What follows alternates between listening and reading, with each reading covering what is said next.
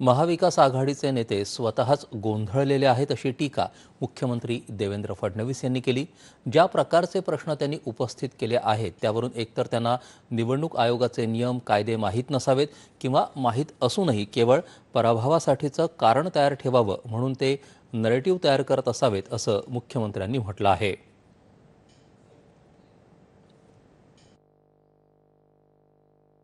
इतके कन्फ्युज्ड विरोधक मी माझ्या जीवनात बघितलेले नाहीत आणि इतके मोठे मोठे लोक हे सगळे त्यांना कोणाकडे गेलं पाहिजे, कायदा काय आहे या सगळ्या गोष्टी माहिती आहेत की नाही मला माहिती नाही, पण मला असं वाटतं की त्यांना सगळं माहिती आहे। केवळ परसेप्शन क्रिएट करण्याकरता निवडणुकीत आपण हारलो तर आधीच परसेप्शन क्रिएट करण्याकरता ते करतायत।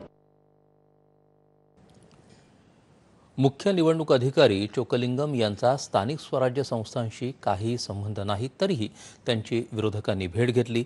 दिनेश वाघमारे यांच्याकडे ते अधिकार आहेत। मुळात मतदार यादी संदर्भातले कोणतेही अधिकार राज्य निवडणूक आयोगाकडे नाहीत। यादीत नाव वगळणं किंवा नाव घालणं यासाठी आयोग जेव्हा वेळ देतो तेव्हा मतदारांना ते करता येतं, मात्र ते योग्य वेळेत केलं पाहिजे असं फडणवीस म्हणाले। मतदार यादीत दुहेरी नावं आहेत हा आमचाही कित्येक वर्षांपासूनचा आरोप आहे। मतदार यादीत सुधारणा करण्यासाठी आमचा पूर्ण पाठिंबा आहे असंही त्यांनी सांगितलं।